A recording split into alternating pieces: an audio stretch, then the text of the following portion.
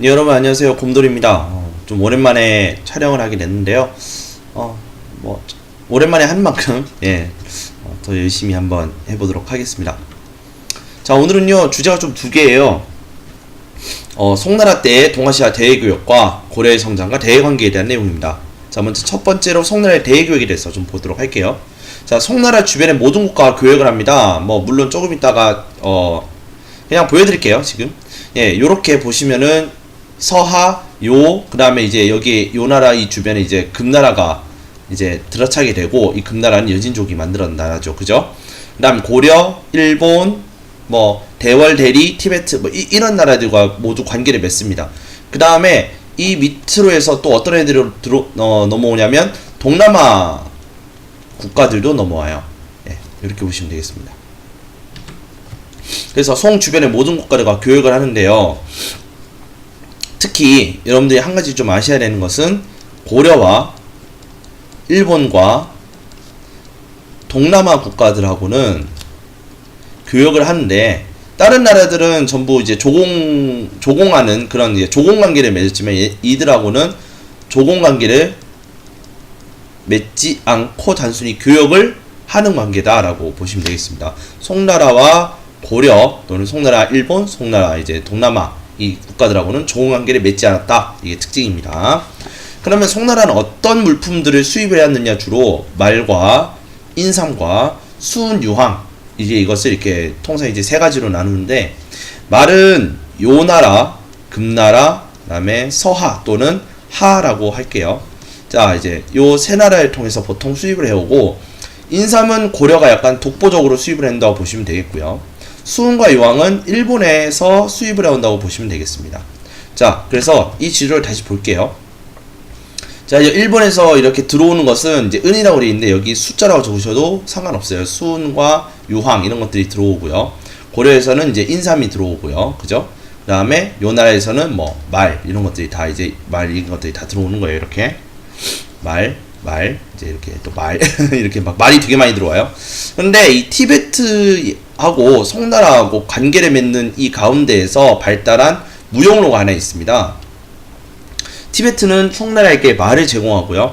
송나라는 티베트에게 이제 차를 주는, 이제 요 교역로를 우리 뭐라 하냐면 차와 말이 서로 이제 왔다 갔다 하는 도로다 해서 차마고도라고 해요. 그래서 차마고도는 바로 이때 만들어진다고 보시면 되겠고요. 그 다음에 고려에 여기에 항구가 하나 있는데요. 이 항구 이름이 뭐냐면 병란도예요. 병란도. 병란도는 고려에 국제 무역항이라고 보시면 되겠습니다. 그 다음에 지금 요 섬 있잖아요. 요 섬 바로 맞은편 쪽에 여기도 항구가 하나 있어요. 여기 어디냐면 취안저우라는 곳이 있어요. 일단 요 정도로만 일단 말씀을 드리고 넘어가도록 하겠습니다. 자, 해상교육의 발달에 대한 내용이에요. 그래서 첫 번째로 조선술이 발달하면서 나침반이라는 걸 사용하게 돼요. 참고로 나침반은 여러분들 세계사 시간에 보면은 유럽으로 전래가 된다라고 배우시게 될 거예요. 좀 알아두시고요.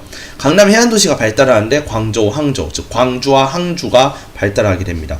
그 다음 이 시박사라는 게 설치되는데요. 이 시박사라는 곳이 뭐 하는 데냐면, 우리 책에는 뭐라 되어 있냐, 해상 무역 사무를 보는 곳을 시박사라고 그러는데, 이 시박사에서 구체적으로 뭐 하느냐, 교역을 감독하고 그 다음에 관세를 징수하는 기관이에요. 관세를 징수하는 기관이 바로 시박사가 되겠습니다. 그래서 교역 감독, 그 다음에 관세를 징수하는 곳.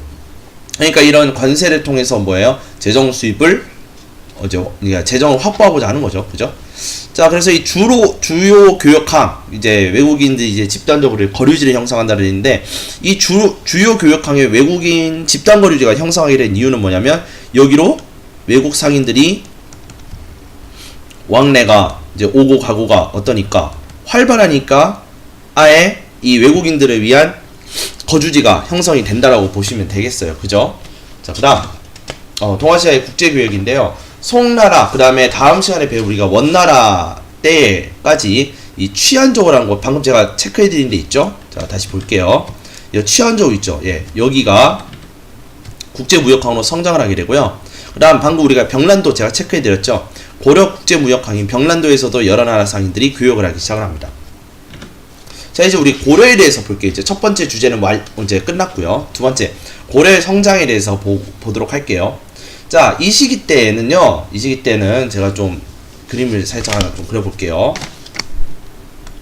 자, 고려를 중심으로 해서 고려 위에는 누가 있냐면 거란, 그 다음에 자, 이 당시에 이 거란 옆에 누가 있었냐면 여진족이 있었고요. 잠시만요. 이게 지금 너무 그거 해가지고 그냥 차라리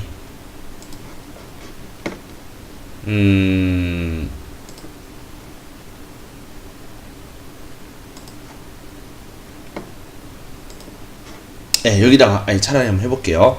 자, 고려라는 나라를 중심으로 해서요. 고려의 북쪽에서 북서쪽에 있는 얘네들이 누구냐면 바로 거란족이에요. 거란족이고 이 사람들이 요란나를 만들게 되죠. 그다음 거대한 국가니까. 그다음 고려에서 북동쪽에 있는 족속들이 있었어요. 이들을 누구라고 부르냐면 여진족이라고 부르고 이들이 훗날 금나라를 세우게 되죠. 그리고 고려를 중심으로 해서 원래 여기에는 이제 송나라가 있어요. 자, 그냥 송나라라 하죠. 자, 송나라. 그 다음에 원래 고려보다는 원래 이 요나라가 있었던 이 지점이 되겠죠. 예. 그냥 여기다가 발해라고 하죠. 예, 발해. 말겠지만 발해 한번 해볼게요. 그 다음 고려 이 밑에는 일본이 있죠. 그죠? 자, 요렇게 해서 한번 설명해 볼게요. 원래는 제가 발해를 여기다 쓰고 송을 여기다가 그려요. 그런데 보겠습니다. 자, 고려는요, 먼저 이 거란이, 즉 요나라가 발해를 멸망을 시켜요. 그죠? 그래가지고 요걸 통해서 고려가 이 요나라와 사이가 안 좋아져요. 그래서 제가 여기를 VS라고 적을게요. 그 다음 이 요나라가 되게 강성한 시절에는 송나라하고도 어땠느냐, 바로 갈등이 있었다. 그래서 VS라고 적을게요. 그러다 보니까 거란의 입장에서는 이 발해 멸망을 시킨 거에 대해서 껄끄럽게 생각하는 고려를 좋게 볼 리가 없죠. 자, 다시 정리를 할게요. 지금 말이 정리가 안 된 것 같아서. 거란이 고려가 성립되기 전에 이 발해를 멸망을 시켰어요. 예. 그리고 나서 이제 고려가 통일하게 되죠. 재통일하는데 이 태조 왕건 때부터 이 발해를 멸망시킨 거란을 용서하지 못하겠다. 그래서 적대감을 감추질 않았어요. 그러다 보니 자연스럽게 송나라와 고려가 어떻게 됐냐? 친선관계를 맺게 돼요. 그러니까 송과 고려가 친하게 지내니까 거란의 입장에서는 뭐예요? 송과 고려에게 좀 이렇게 몰리는 느낌이죠. 그러니까 거란은 안 그래도 송과 사이가 안 좋지만 고려도 거란을 안 좋아하니까 거란 입장에서는 송나라를 치기 전에 뭐 해야 되냐? 고려를 침략할 수밖에 없는 거야. 그래서 1차 침입을 해요. 퍼스트 침입. 자, 처음 침입에는 이제 소손영이 이제 넘어옵니다. 그런데 이 소손영을 대적하기 위해 고려에서 누구를 데려오냐? 서희라는 사람을 데려와요. 그래서 이 둘은 회담을 열죠. 소위 말하면 이제 우리식으로 얘기하면 회담이죠. 네. 회담을 열어서 소손영이 얘기를 해요. 왜 너희는 우리가 송나라랑 사이 안 좋은 걸 뻔히 알면서도 왜 송나라랑 친선을 하냐? 이러는 거예요. 그러니까 고려는 야, 너네가 우리 왜 고려 땅을 이렇게 갖고 있고 그러는데 내가 너네랑 어떻게 친하게 지낼 수 있냐? 그럼 그 땅 먼저 돌려주고 나서 얘기하자. 그럼 내가 너희랑 거래를 할게. 교류도 할게. 그리고 송나라하고도 손절할게. 뭐 이러는 거예요. 그러니까 이 소순영은 이제 거기에 그러냐? 그럼 좋다. 뭐 땅 가져가나 한번 물어볼게 하더니 이제 거란 쪽에서는 오케이 한 거예요. 그러면서 뭐 어떻게 하느냐? 서희가 이 세치의 혀로 이 회담을 성공적으로 이끈과 동시에 강동 6주를 획득합니다. 그리고 송과 이제 손절하고 좀 거란과 잘 지내는 것 같았어. 근데 거란하고 지내는 거는 지내는 거지만 송나라하고 관계를 손절하지 않으니까 어떻게 하느냐? 이것들 뭐래? 하면서 2차 침입을 해요. 자, 2차 침입을 할 때는 이제 좀 항전이 시작이 됩니다. 그래서 양규라는 사람에 의해서 양규의 항전으로 인해서 이제 거란군이 뭐 패퇴해서 물러났다기보다는 이제 우리가 정말 처절하게 막아낸 거라고 보시면 돼요. 이 항전으로 이들이 물러나요.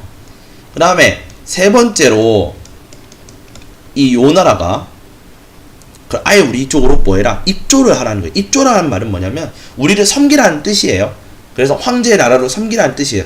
그런데 이걸 또 거부를 하니까 3차 침입이 들어오는 겁니다. 이때 누가 등장하느냐? 강감찬 장군이 등장해서 그래서 귀주에서 크게 이겼다. 귀주 대첩을 승리로 이끌어내는 거죠.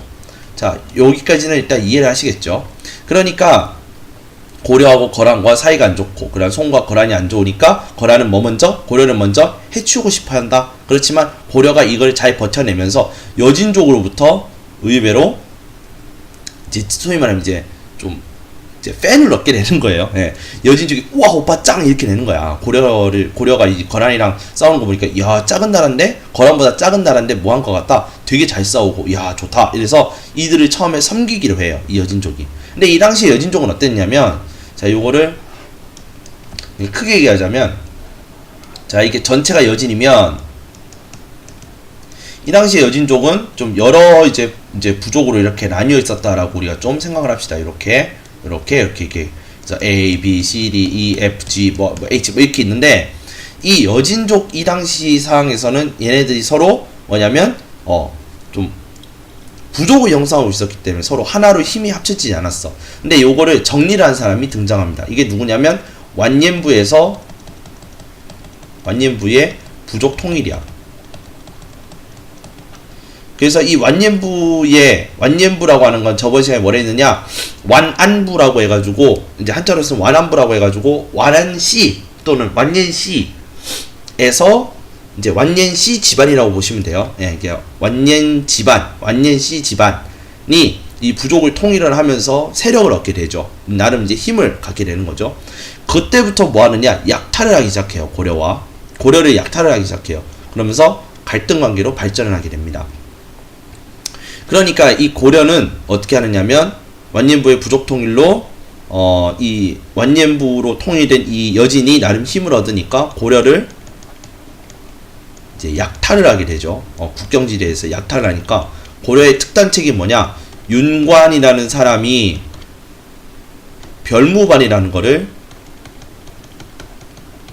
만들어 놓고 이 윤관의 별무반이 뭐냐면 소위 말하면 여진의 카운터 어택 같은 수준이에요. 예, 카운터 여진족이에요. 그러니까 여진족을 정벌을 하기에 이르릅니다. 그러니까 이 여진족이 살고 있었던 동북 지역을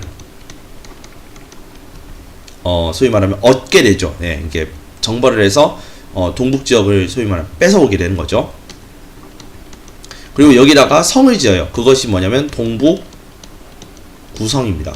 동북 구성을 축절을 하는데 이제 여진족이 이렇게 소위 말하면 이제 고려한테 털리고 나니까 이 동북 구성까지 이제 동북 지역을 뺏고 나니까 털리니까 이게 좀 무서워지는 거야. 그래서 우리식으로 얘기하면 막 무릎 꿇고 막 사죄하고 막 싹싹 빌고 뭐 그러니까 뭐 해달라는 거냐면 동북 지역을 돌려달라는 거예요. 우리가 정말 잘못했고 옛날처럼 다시 고려를 섬길 테니까 좀 한 번만 봐주세요. 약간 이런 식으로 생각을 하시면 돼요. 그러니까 이 고려에서는 안 그래도 동북 구성을 지키기도 어렵고 여진족의 반성이 좀 진정성이 있는 것 같으니 뭐 하느냐? 반환을 해줘요. 여진에 반환을 합니다. 그러더니 여진족이 갑자기 강성해지는 거예요. 누가? 완옌 아쿠타가 등장하면서 금나라를 성립을 하게 되죠. 그러면서 바로 누굴 쳐들어가느냐? 거란을 쳐들어가서 바로 거란이 멸망하게 돼요. 금나라에 의해서 멸망하고 그 다음에 이 금나라가 고스란히 누구를 쳐들어갔느냐? 바로 송나라를 쳐들어가요. 그래서 이 송나라가 어떻게 됐냐면 남쪽으로 밀려나면서 북송이 멸망하면서 남송시대가 다시 열리게 돼요. 그리고 이 남송은 또 금나라와 사이가 좋을 리가 없겠죠.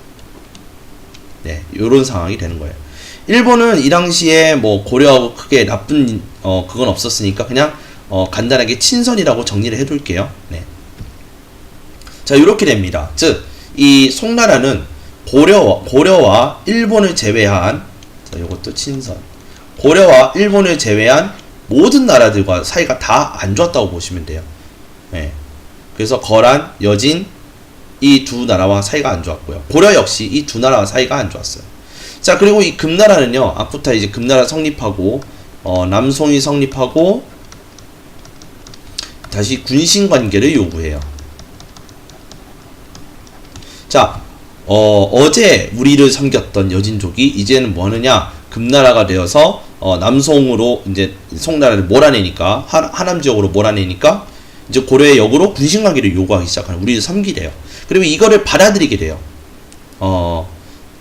고려의 승낙이라고 표현하죠.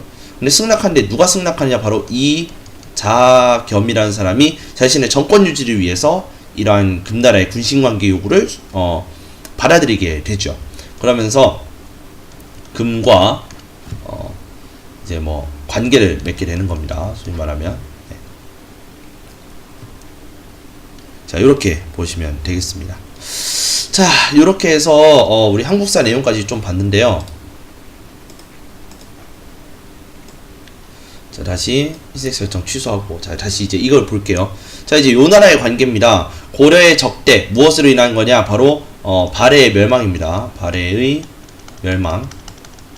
자, 방금 제가 얘기했던 거 그냥 다시 듣는다 생각하세요. 고려의 적대.